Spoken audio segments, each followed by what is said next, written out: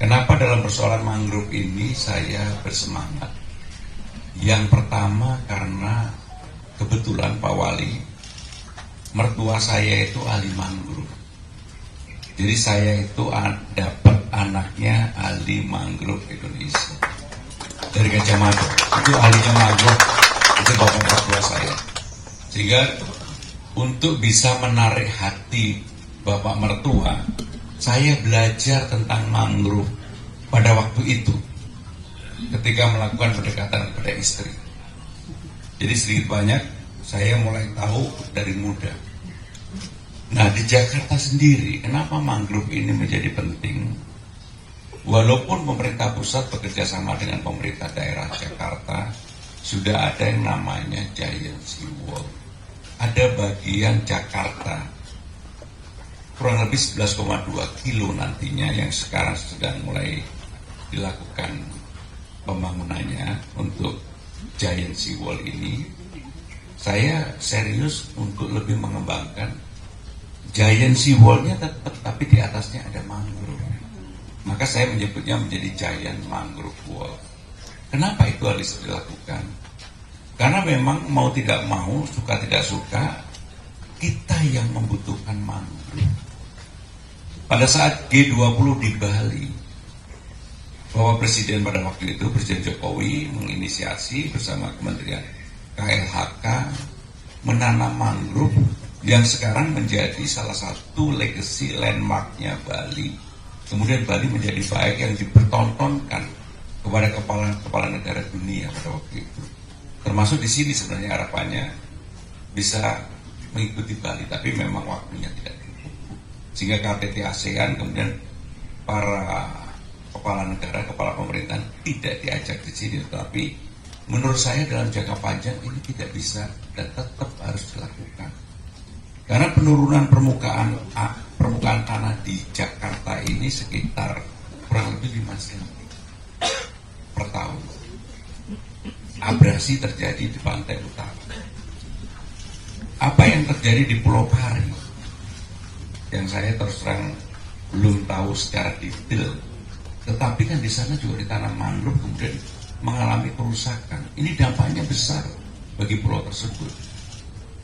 Jadi apa yang dilakukan oleh Mas Kenneth dan sahabat Pram, saya juga heran. Kenneth ini serba bisa. Urusan kucing bisa. Bahkan kucing di sterilisasi supaya nggak punya anak dia lakukan.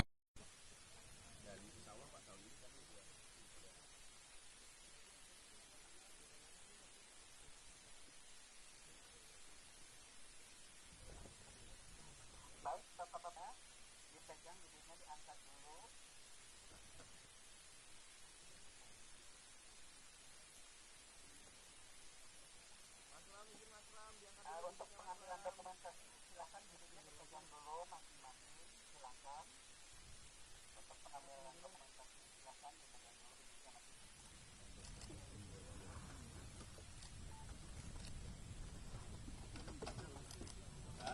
disiapkan media penanamannya. Ini ada beberapa media penanaman yang akan kita laksanakan adalah dengan menggunakan metode kelompok.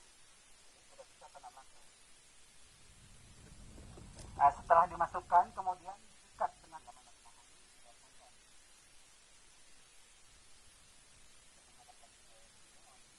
Untuk pengambilan dokumentasi.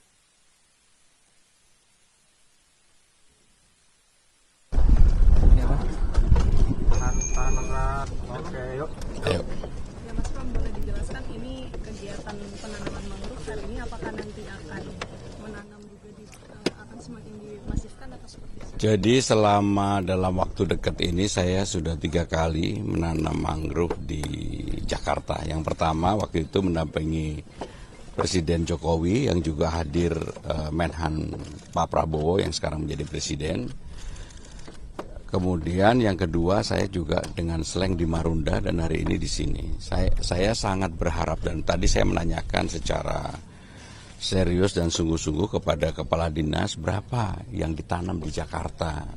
Karena memang persoalan abrasi, penurunan permukaan, kemudian juga garis pantai yang mengalami kenaikan.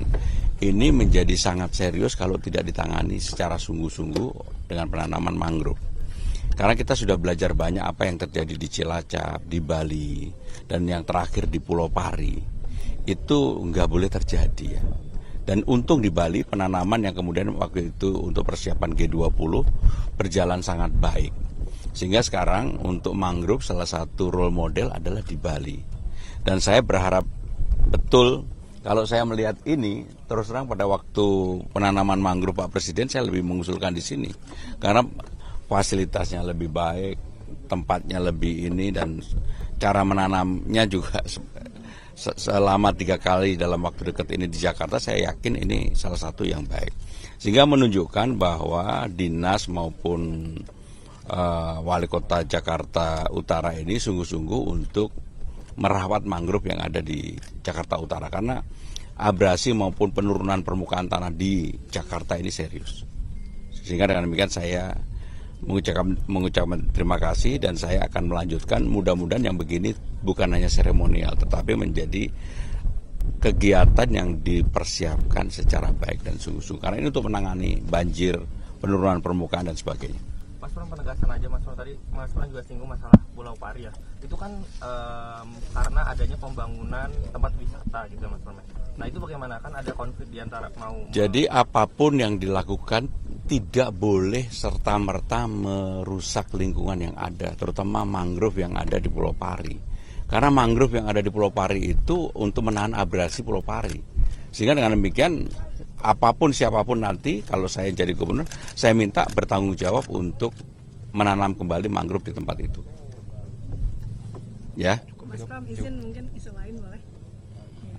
Jangan berat-berat.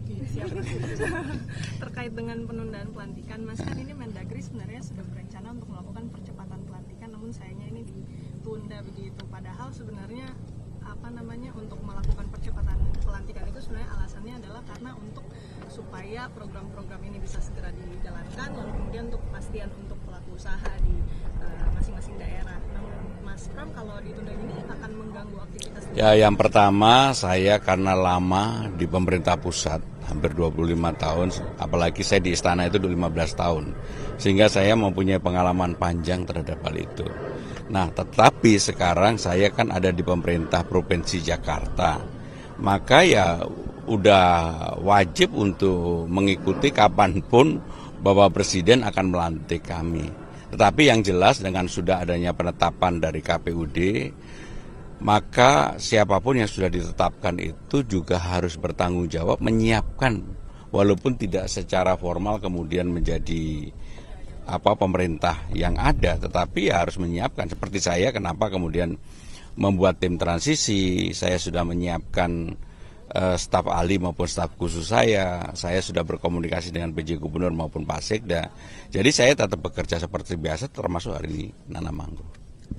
Jadi waktunya kapan aja silakan Bapak Presiden. Mas Pram, terkait dengan wacana KJP ini standar 70 untuk KKM-nya, ini menurut Mas Pram gimana kalau misalnya dijalankan? Ini kan sebenarnya juga menyalahi undang-undang yang dimana. Jadi saya terus terang baru tahu, dan itu belum menjadi keputusan saya mengenai KJMU kan, ini kan 70 belum menjadi keputusan saya.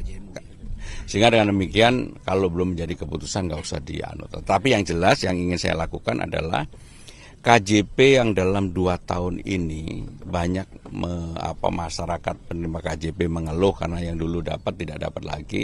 Saya akan perbaiki, jumlahnya 520.000, bahkan nanti pada saatnya saya akan kembalikan seperti zaman terakhir gubernur yang definitif, bahkan akan ditambah.